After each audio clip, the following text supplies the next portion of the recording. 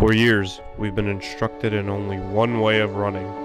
Athletes have been running like this for ages, as it is the most efficient way to run. However, new studies at the University of Michigan show that there is a more effective method of running, omnipotent running. By throwing your arms backward and leaning forward, you can reach new levels of speed.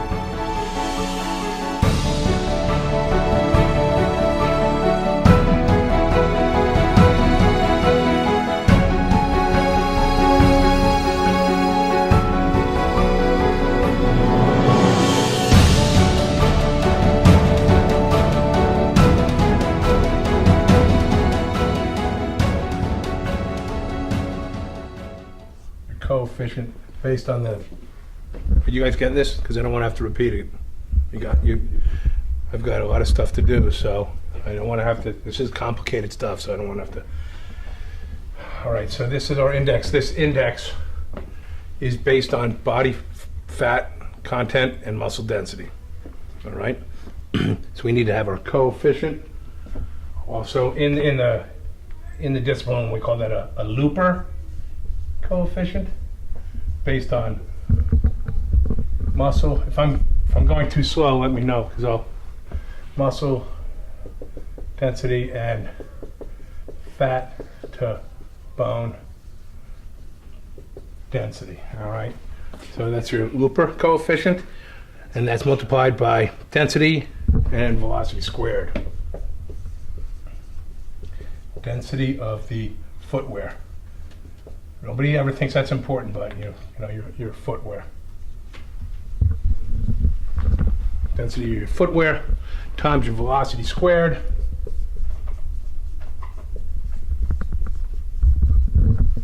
Times your velocity squared times arm length. It's all divided by 2. So if we want to actually quantify your this running style, I mean, that's what you wanted me to do, to try to explain to you in simple. This is simple terms. I mean, this is something that a little kid should be able to understand. And that's why it's good. So basically, what we're looking at here, when dealing with the quixotic vortex,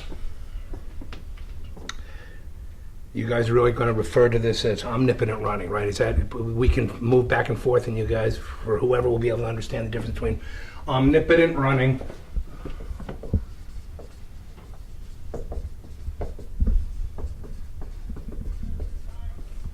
generated from your quixotic vortex. Counterintuitive. In the mid-'80s, some of the Eastern European countries were taking full advantage of this running style. Olympic committees had a lot to say about it. There was all kinds of controversy whether it really worked or not. Even though the studies are recent, this style of running isn't exactly new. Omnipotent running dates all the way back to the 1980 Olympics in Moscow. We've managed to get a hold of former Soviet athlete Nikolai Ropochevsky to give us some insight on omnipotent running. Yes, this is Nikolai Lobachevsky. I am curious as to how you reached me. I am returning phone call for those people researching omnipotent running. This is very risky business for athlete and for all involved. But as we would say in the Soviet Union, back in the old USSR, as you would know it as, we didn't think of a risk to the athlete, but for the sacrifice of the glory of motherland. And we had saying amongst other scientists in Soviet Union, we would say "Drug poznayest havibe daha." The translation for you Americans would be potatoes for none. And I think you can see the correlation between taking these chances with great risk to athlete is sacrifice, but with sacrifice comes glory. So if you would like to speak to me more, please reach out again. This is a pleasure to have spoken on phone with you, and I look forward to maybe hearing from Americans soon. Goodbye. I can prove mathematically that it does by throwing the arms backwards. All right, by throwing your arms backwards in this running style, you're lowering your center of mass and, believe it or not, thrusting it backwards.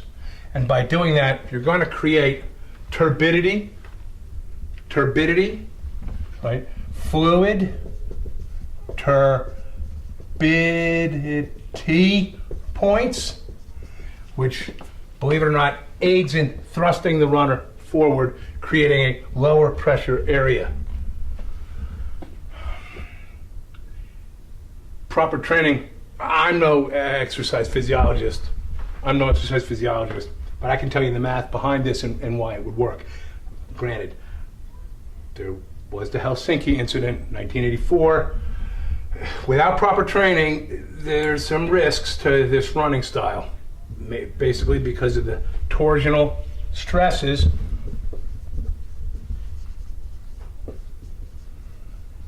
to the runner can result in ruptured spleens, fractured vertebra.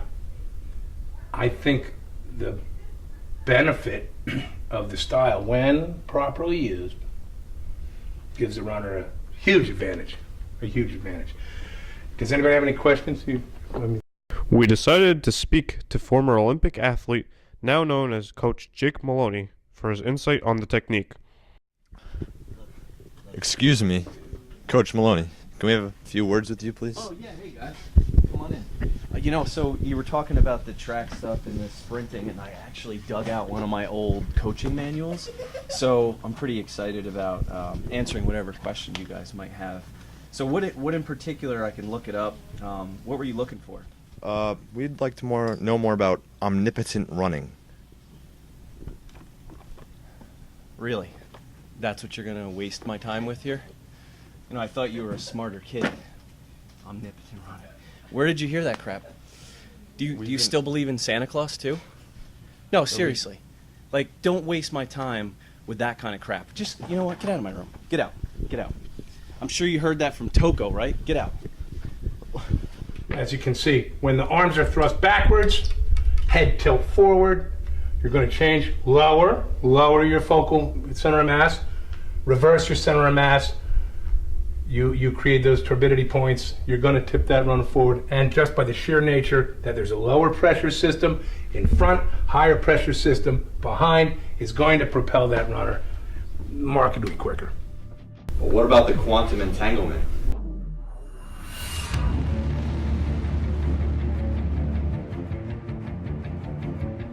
Quantum entanglement it's such a minimal risk.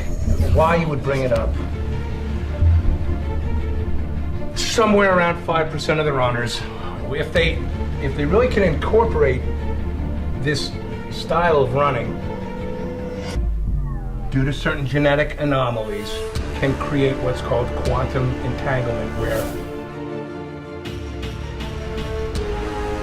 in some situations blood is forced rapidly from certain compartments in the brain in order to provide the major muscle groups, the quadriceps, the gastrocnemiuses, and the result can be permanent brain damage in roughly 5% of the time.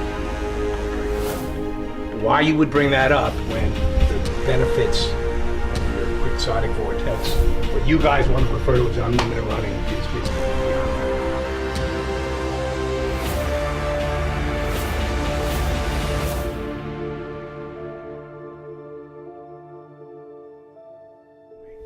There's a risk.